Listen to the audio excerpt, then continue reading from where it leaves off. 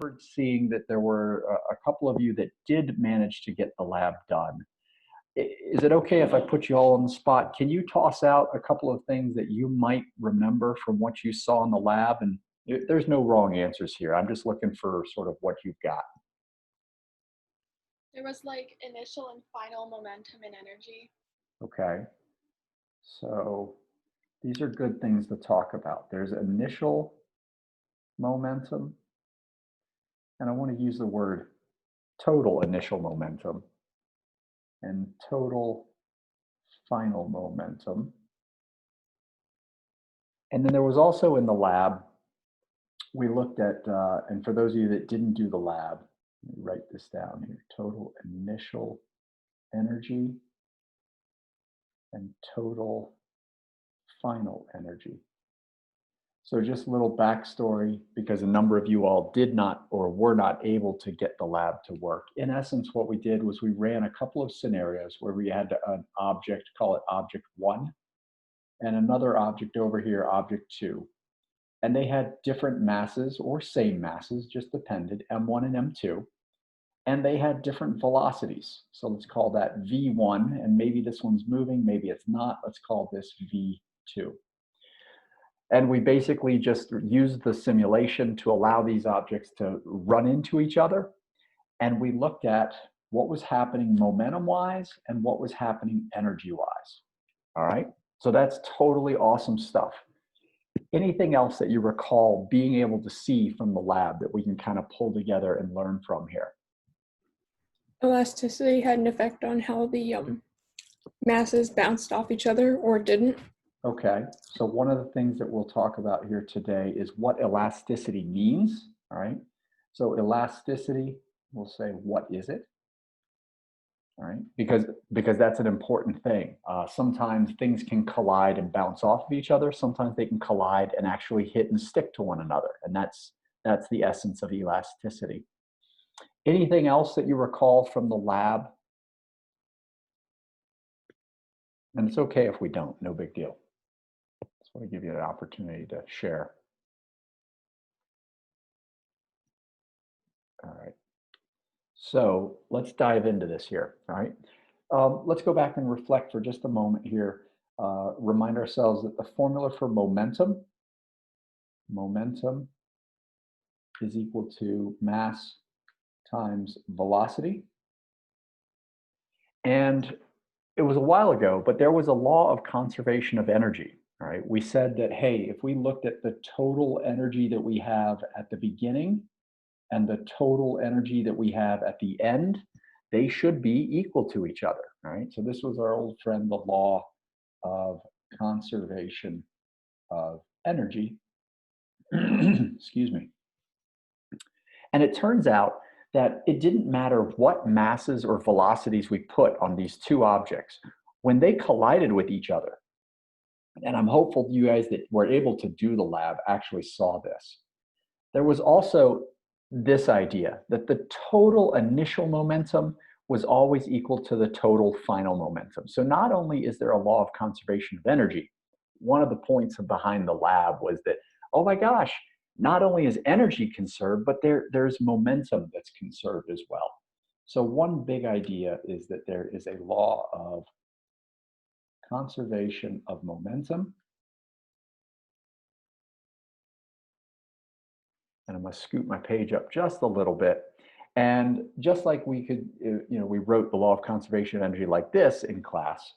You may or may not know this because everybody comes and goes as they want here.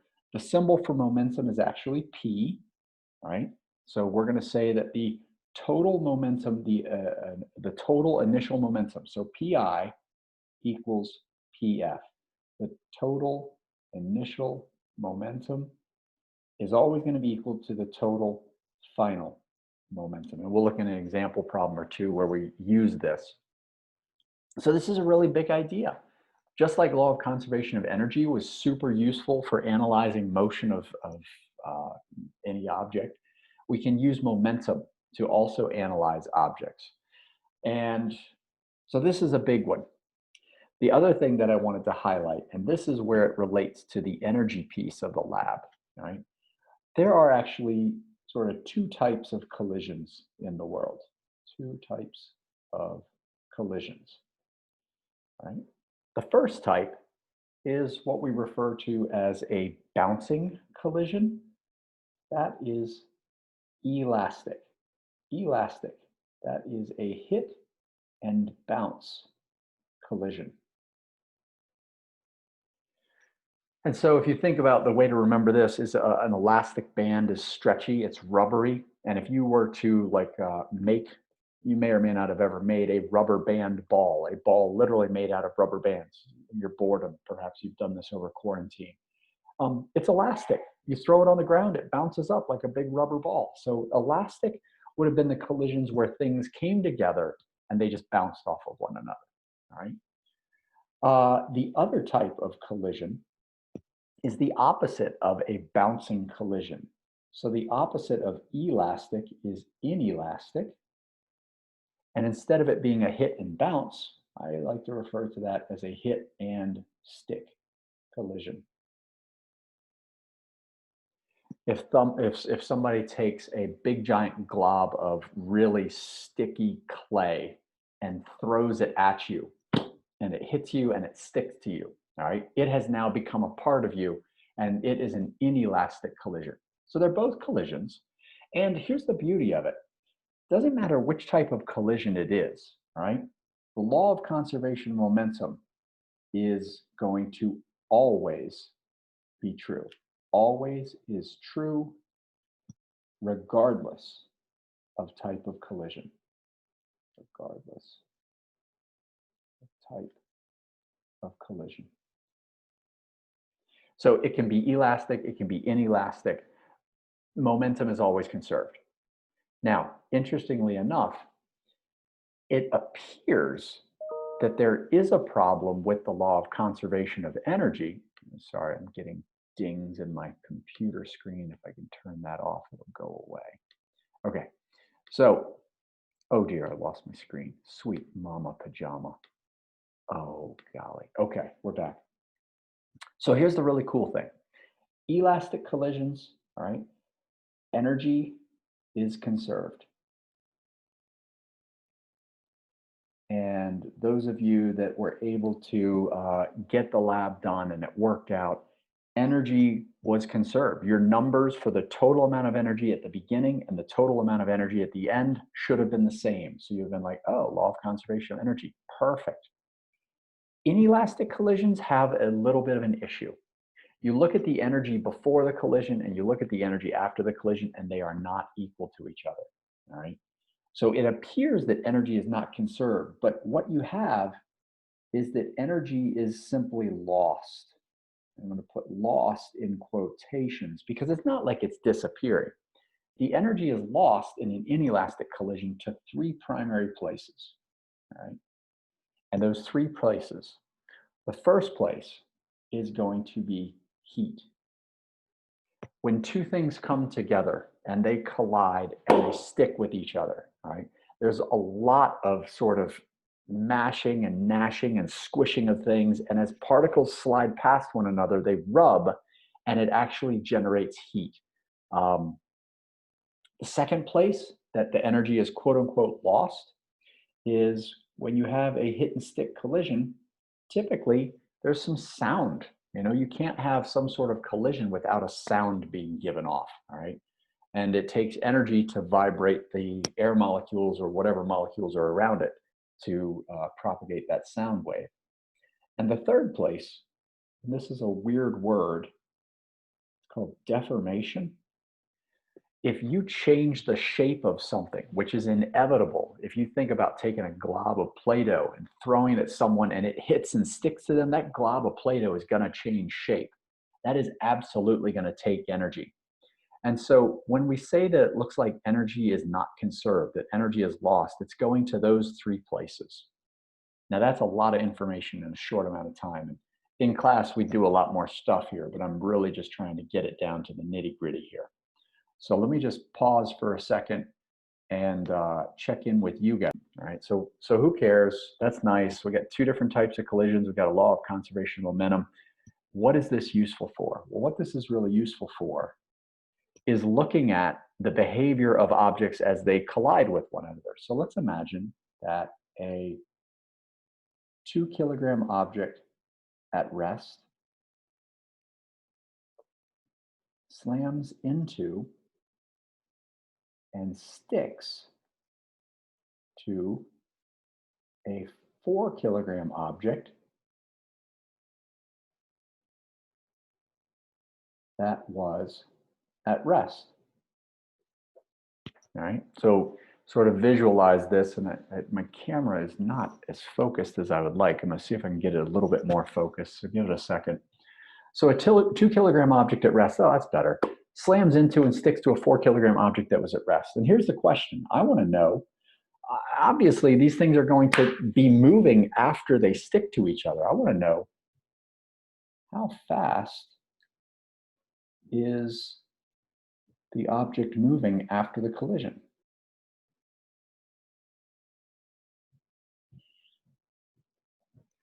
And so this is where the momentum, the law of conservation of momentum is super helpful, all right?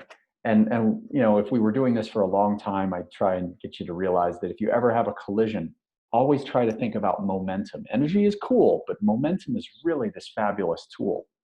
And so what I would do is I'd say, well, okay, so I know that the total initial momentum has to equal the total final momentum. And then I would basically draw myself 2 quick pictures. I'd say, all right, here's my initial side of things. And I've got a 2-kilogram object that's going, oh, I didn't tell you how fast it was going. A 2-kilogram object, I'm a big dummy. If they're Both at rest, how rest, did they hit each other? thanks, Anna. Yep, Mr. Caldwell is a silly boy. A 2-kilogram object, not at rest. How about we say moving 4 meters per second? Dummy me. 4 meters per second. Slams into a 4-kilogram object at rest. Right? So all I do is I just take the information from the problem, I put it in my picture, and I'm like, okay, that's what I've got. Afterwards, the final side of things, it ends up looking like, okay, the 2 and the 4 are now attached to each other. So in essence, it's kind of like one object with a combined mass of 6 kilograms. And I'm going to wager, because I'm kind of, you know, a little bit of a smart guy, that it's probably going in this direction, but I don't have any idea how fast. So at this point, I say, okay, momentum is conserved. So let's go ahead and write the initial momentum and the final momentum. Now, this is where I'm going to call on you guys here. So I'm going to get you to unmute your microphones as I get you here. Nathan Dent, since I haven't seen you in a little while, it's nice to see you. You remember the formula for momentum, Nathan? Yeah, it's P equals mv. Yep, so mass times velocity. So for the initial side of things, let's just write that out. The mass times velocity for each of my objects. What should we write here? So 2 times 4. Yep, and I'm going to put the units on just to kind of keep it straight there. All right, so that's the momentum of that one. And then the other one, what would I write? Let's be specific. Just be 4 times 0 meters per second. So just okay. So we know that that's 0, but I'm going to go ahead and just write it so that we're not sort of skipping anything here at the beginning. So at the beginning, kilogram meters per second. And I've run out of paper, so let me scooch down there. So I've got a total of 8 kilogram meters per second at the beginning. Thanks, Nathan. Let me go over to Addie.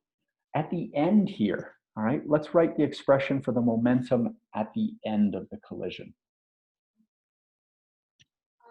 You can just say 6 kilograms times velocity squared.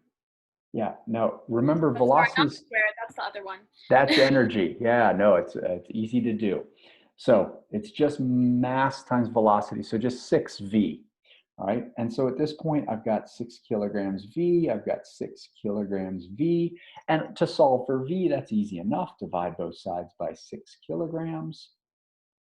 And lo and behold, 8 divided by 6, I want to say that that's 4/3. So correct me if I'm wrong here, but is that 1.3 repeating? Kilograms would cancel out. And so the beauty of the conservation of momentum is we can actually determine how fast the object is going with only knowing what was going on beforehand. Now, this is pretty cool from a geeky sort of crime scene analysis standpoint.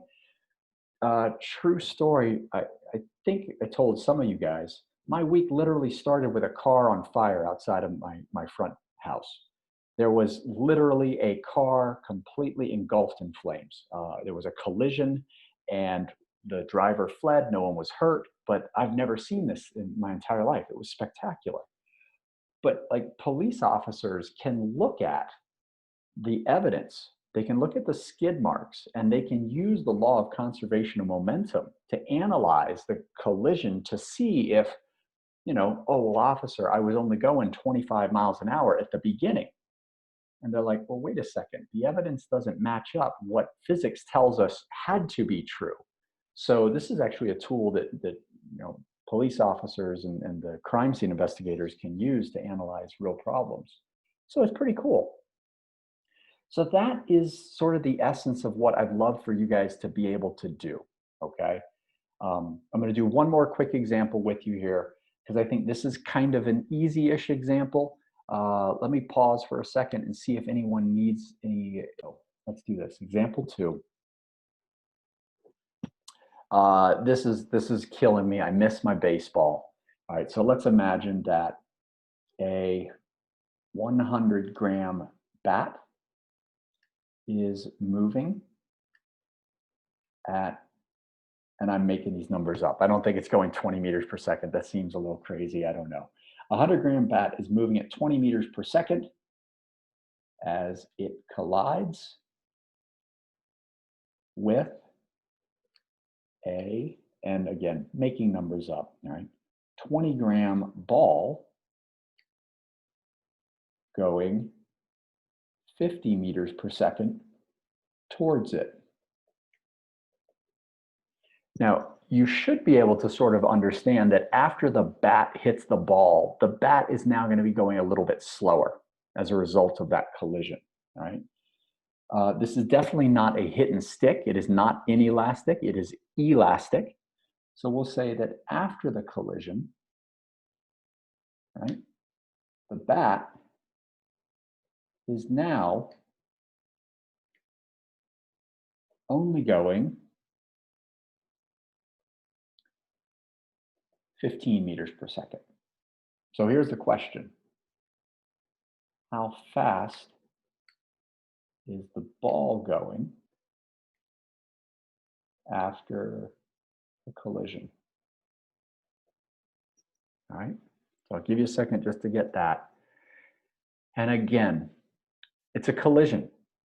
So even though that we do have the law of conservation of energy, all right, and even though this is not a hit and stick, we always know that the law of conservation of momentum is a super useful tool for analyzing colliding objects. So that's what I would focus my attention on. And I'd be like, okay, well, I know momentum is conserved. Let's think about this from a momentum standpoint. And again, I just draw up some pictures. So here's my initial, here's my final. All right, so you get to laugh at my really bad artwork. So here's the baseball bat. Oh dear, that doesn't look very good, but we'll just keep going. I'm just gonna shut my mouth. 20 meters per second, and we know that it's 100 grams. Now, key point here, if everything is in grams, you're actually okay leaving it in grams. Where you'd run into issues is if in some cases something's in kilograms, the other thing's in grams, then your units wouldn't match up. But as long as everything's in grams, you got no issues. The ball, which we said was 20 grams, is headed at 50 meters per second, and that's frightening, actually. And that's a ridiculous speed. Okay, afterwards, the bat is now going 15 meters per second, 100 grams, and the ball is 20 grams. And, chances are good that it's headed that way, but we're going to actually figure that out, okay? All right, so let's make sure that we've got a decent diagram there. And now I'm going to put you guys on the spot. I think, who do I want to pick on now? Let me go over to Anna. Anna, will you help me write the expression for the total initial momentum of everything? Because it has to be the momentum of everything in the collision. I'm listening.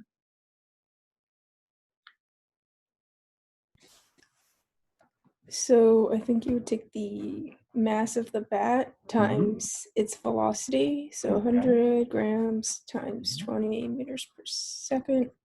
And then add the mass and velocity of the ball, which would be 20 grams times 50 Now, meters per second. that's perfect, except for one minor thing. They're headed in opposite directions, Anna. Oh, do you have to make one of the velocities negative? And this is why I wanted to highlight this problem. If I said that going to the right was positive, then I have to make this guy have a negative velocity.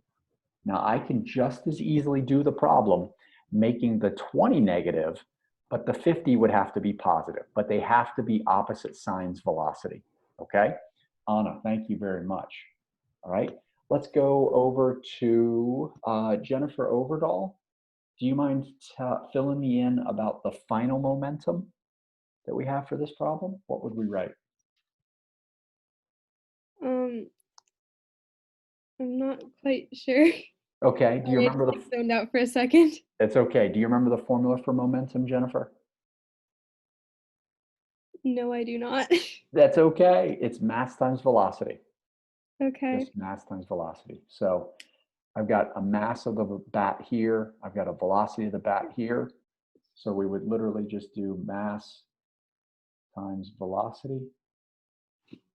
Yep. Yep. And then the ball, what would we write there? Sorry, I'm like really behind. That's okay. You're having to do this on a computer, and it's literally, this is the least interesting teaching I've ever done in my entire life, Jennifer. I am struggling so hard here to find a way to do this well. And it stinks.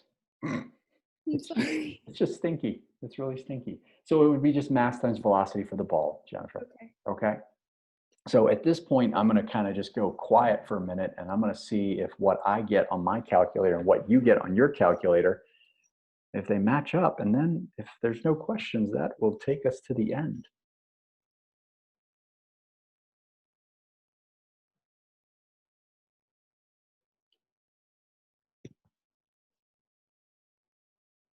The brain is turned to mush.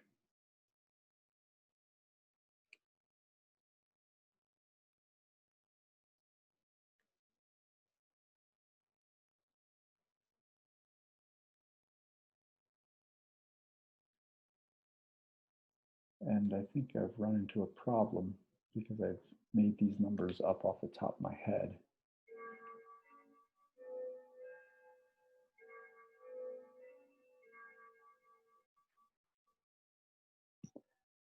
All right, so I'm going to subtract the 1500 over, and that's negative 500. But the process is really the thing that I'm going for here. So I would then divide by 20 grams, and I would end up with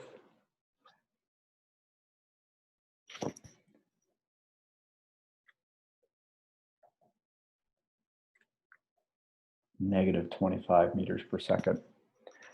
Now, I want you to think about what this means. Again, I made these numbers up. I should have done a better job making the numbers up.